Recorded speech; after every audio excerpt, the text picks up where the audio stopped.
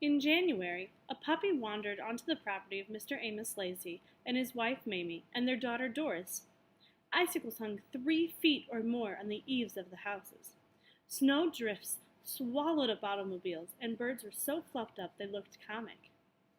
The puppy had been abandoned, and it made its way down the road towards the Lacey's small house, its ears tucked, its tail between its legs, shivering. Doris's school, who had been called off because of the snow, was out shoveling the cinder-block front steps. When she spotted the pup on the road, she set down the shovel. "Hey, come on!" she called.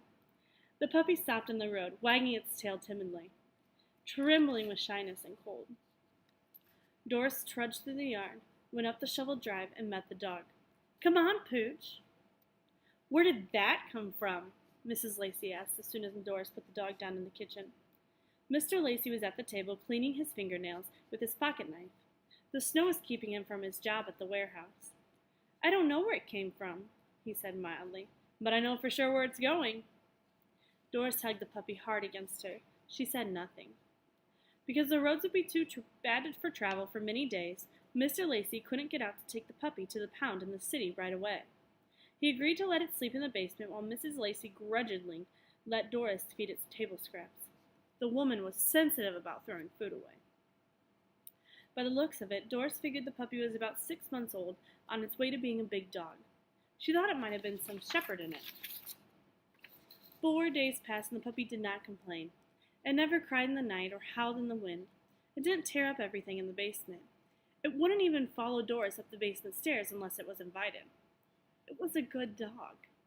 Several times Doris had opened the door in the kitchen that led to the basement and the puppy had been there, all stretched out on the top step.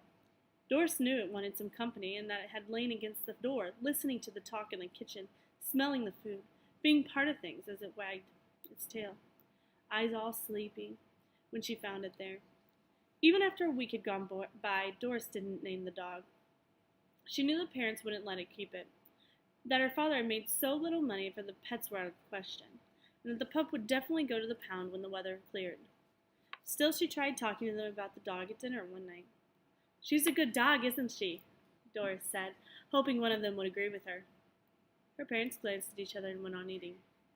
"She's not much trouble," Doris added. "I like her." She smiled at them, but they continued to ignore her. "I figure she's real smart," Doris said to her mother. "I could teach her things." Mrs. Lacy just shook her head and stuffed her fork full of sweet potato in her mouth. Doris fell silent, praying the weather would never clear. But on Saturday, 9 days after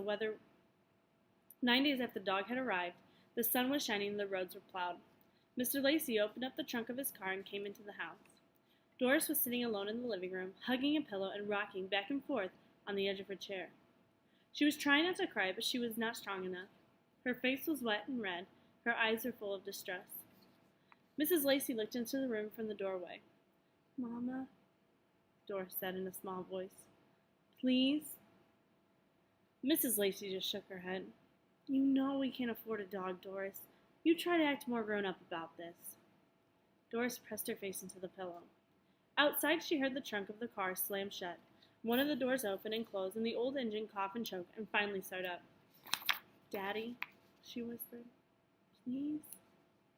She heard the car travel down the road, and though it was early afternoon, she could do nothing but go to bed. She cried herself to sleep, and her dreams were full of searching and searching for things lost. It was nearly night when she finally woke up, lying there like stone, still exhausted. She wondered if she would ever in her life have anything. She stared at the wall for a while. But she started feeling hungry, and she knew she'd have to make herself get out of bed and eat some dinner. She wanted not to go into the kitchen past the basement door. She wanted not to face her parents. But she rose up heavily.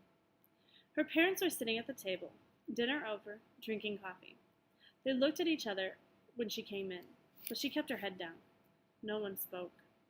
Doris made herself a glass of powdered milk and drank it all down. Then she picked up a cold biscuit and started out of the room. "You better feed that mutt before it dies of starvation," Mr. Lacy said. Doris turned around. "What?" "I said you better feed your dog. I figure it's looking for you." Doris put her hand to her mouth. "You didn't take her?" she asked. "Oh, I took her all right," the father answered.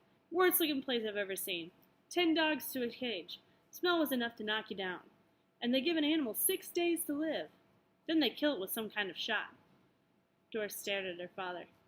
I wouldn't leave an ant in that place, he said, so I brought the dog back. Mr. Lacey was smiling at him and shaking her head as if she would never, ever understand him. Mr. Lacey sipped his coffee. Well, he said, are you going to feed it or not?